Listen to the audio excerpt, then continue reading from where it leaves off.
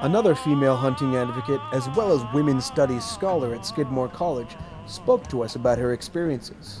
My main introduction to firearms and my main involvement with guns has tended to be because of hunting.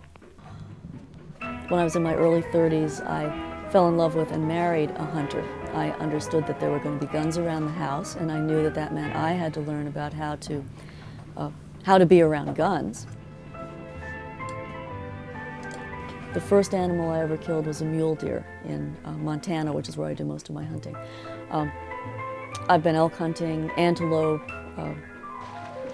both whitetail and mule deer, and then I also do upland bird hunting. I'm going out to Montana next weekend to go duck hunting for the opening of waterfowl season. Pheasant. There'll be pheasant shooting in New York in a couple of weeks. We are a predator species.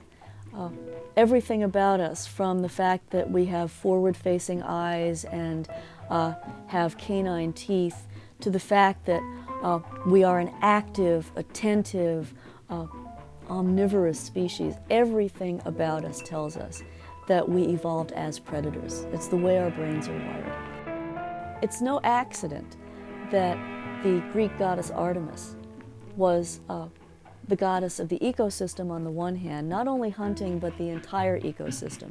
And she was also the goddess of childbirth, because there's something very there's a very fundamental connection between giving life and taking life. That's what hunting brings me back to. Mary Stange is a fine example of what has come to be an interesting twist on modern femininity.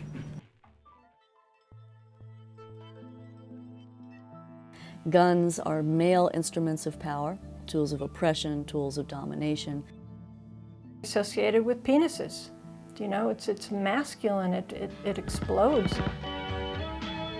The Uzi is 17 inches long.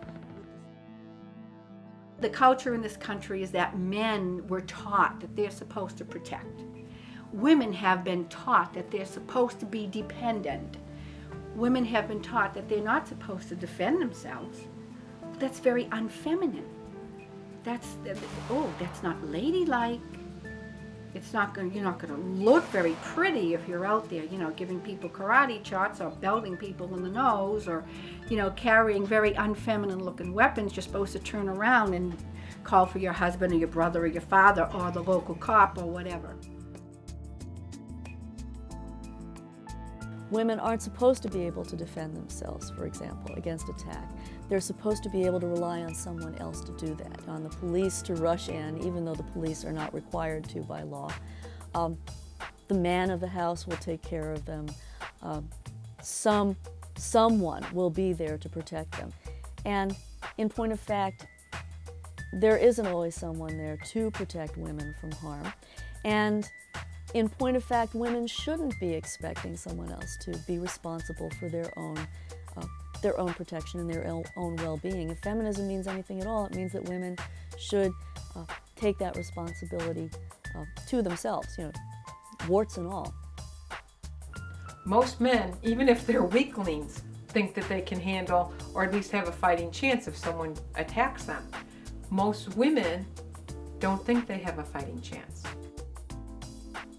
Being responsible for yourself is a key part of feminism, and this is one more way in which you can do it. Women who decide to arm themselves are crossing a gender stereotype.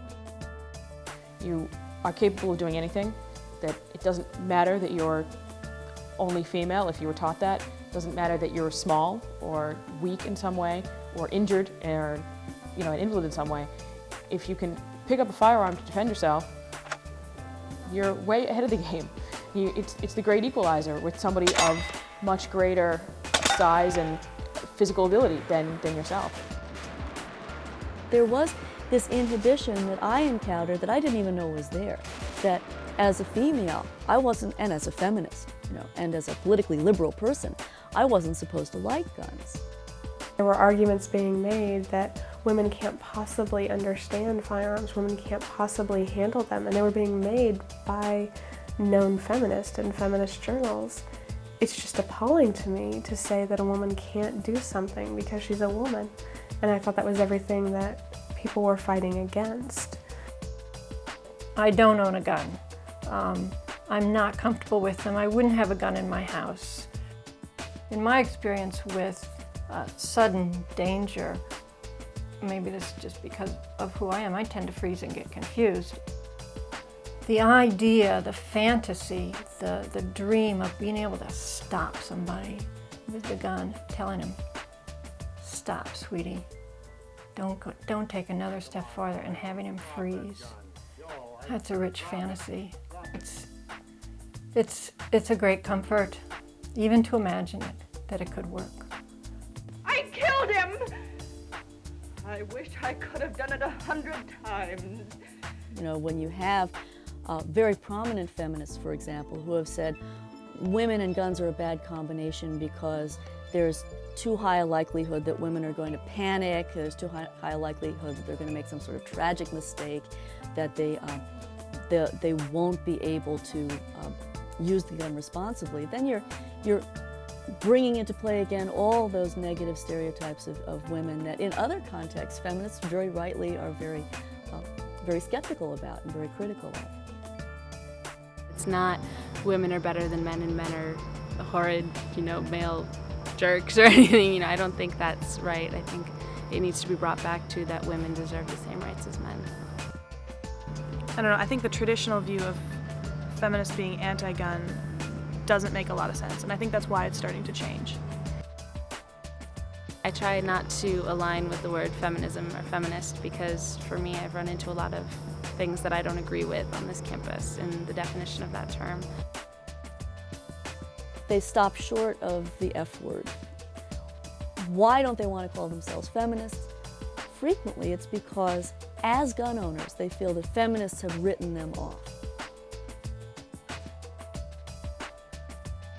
Guns are an important part of the lives of many American women. For Second Amendment sisters, guns have come to represent much more than murder, death, and destruction. Guns are a fundamental icon of their fears, their fantasies, and surprisingly, their feminism. The right to bear arms represents to them not only an expression of their patriotism, but an expression of their identity as women. Yeah, I get used to it.